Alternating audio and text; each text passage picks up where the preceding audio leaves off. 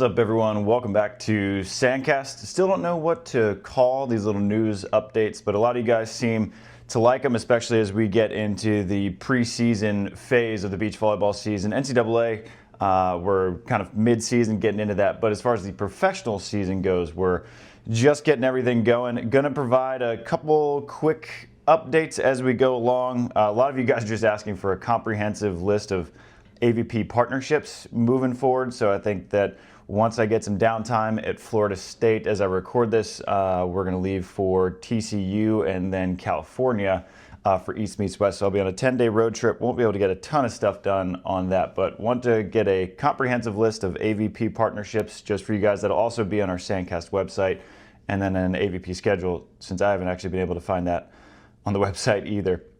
But as far as this update goes, it is a update on the volleyball world schedule. So a couple days ago, they added a challenge in Baden, Austria, and an Elite 16 in Montreal. It's coming back to Montreal, and I will get to that in a second, but I just wanted to provide a quick rundown of where the volleyball world schedule stands. So they have 8 challenge events now and 11 total Elite 16s. That puts 19-ish. Pretty big money events on the schedule, and then you have the World Championships in Australia, and that'll be in November. So you have a challenge in Mexico, March 19th to 23. The next one is in Xiamen, China, one of the better stops in China, May 14th through 18th. Alanya, Turkey, June 11th through 15th. You go to Poland. Not going to try that pronunciation of the city, haven't heard of it, but it's not Starje Blanki, June 25th through 29th. There's a TBD in Brazil in mid-July, 23 through 27. Baden, that's going to be an awesome one. Austria always provides great fans. The players love playing in Austria, specifically Vienna. Baden's long hosted 1-stars and futures. Cool to see them get a bit of a promotion.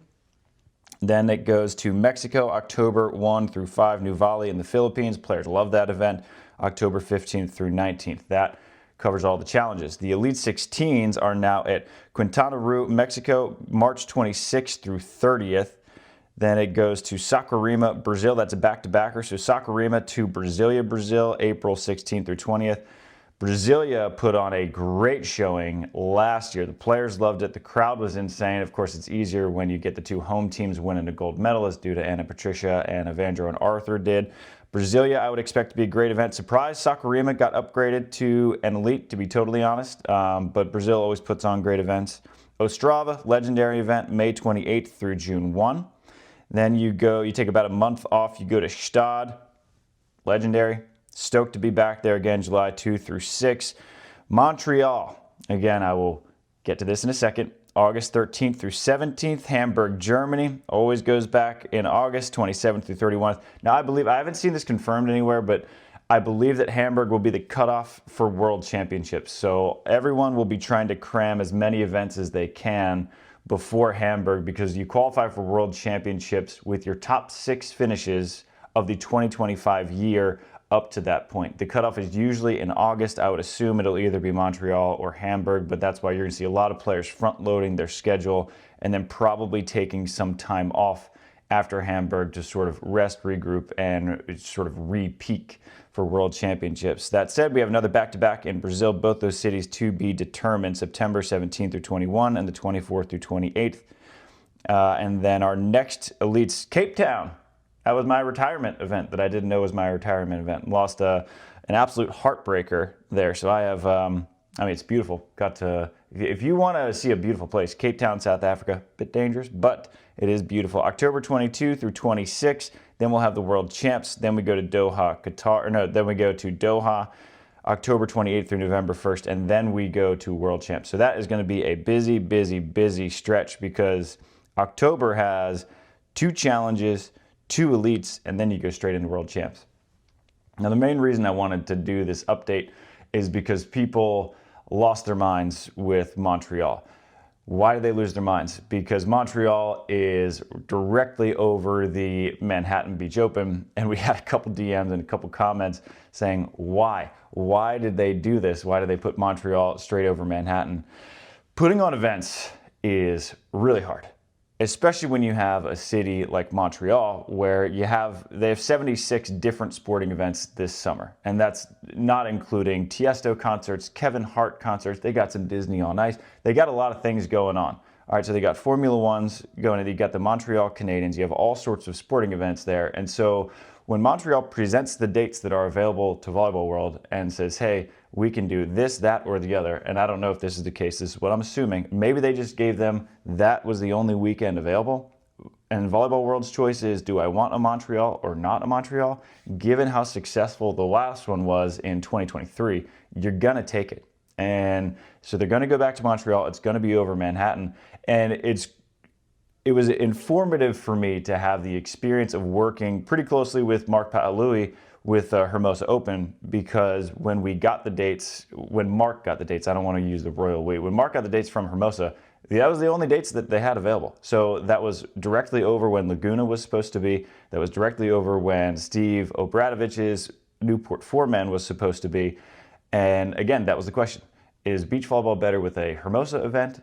Yes, or is it better without it? And we said, yes, let's charge ahead. So Laguna and the Newport 4-man both moved their dates around and it worked. But the city of Hermosa, that was the days that they had available. They said, take it or leave it. Took it, and now the Hermosa Open, I believe, is coming back on those same dates this year. I don't know if it's been officially signed, but I'm assuming that's what happened with Montreal. So the city of Montreal is not looking at the AVP schedule and navigating all of their sporting events around it. It's not that big of a deal, especially when you consider that on the men's side of things, you're really only losing if, say, Andy Benish and Miles Partain choose to play Manhattan instead of Montreal. You lose one sort of marquee team, all due respect to the rest of the American men, but we're pretty far down the rankings. And you lose a couple top flight women's teams. Mel and Brandy, I would assume, would probably stay and play in Montreal. I would assume the Canadian Federation would want them to. And then you have, obviously, a couple pretty talented American women's teams are going to have to make that choice. Good news for Trevor Crabb and Phil Dahlhauser, who want to get Phil his 8th Manhattan Open title, that you might have a couple people leaving because, as I said, Montreal is going to be a pretty crucial event for anyone making a late push into World Champs. Now, by that point, a lot of the berths might be all but shored up, and so they might not need it. But Montreal didn't pick out the Manhattan Open weekend and say, let's screw the AVP. Volleyball World didn't pick out that weekend and say, let's try to screw the AVP. They would rather have events that don't conflict with what is the best event on the beach volleyball calendar, and that is the Manhattan Beach Open. But when you have the choice of, do we host a Montreal or do we not host a Montreal, given how great Montreal went in 2023, the answer is always going to be yes. So that's just a quick update on the Beach Pro Tour schedule. I don't think that the updates are going to be done. I think there's probably going to be a couple more events added. There's a couple TBDs on the schedule, so it's going to stay in flux. But that's where we're at right now. As always, let me know if you have any questions, comments, whatever, in the comment section. Happy to answer, happy to help them out however I can. Go Noles. I'm on my way to Texas. Would love to see as many of you guys as I can while we're in California. We're there from Sunday, whatever date, to Sunday. It's like the 10th through the 16th, I believe, that we're there. So see you guys in California. Me and Tri are going to be back in the studio. We're going to be recording a fan question episode. So it'll be good to get back with my boy Tri. Miss him. Good to meet little boy Moxie, the next pod baby. And see you guys out there. Shoots.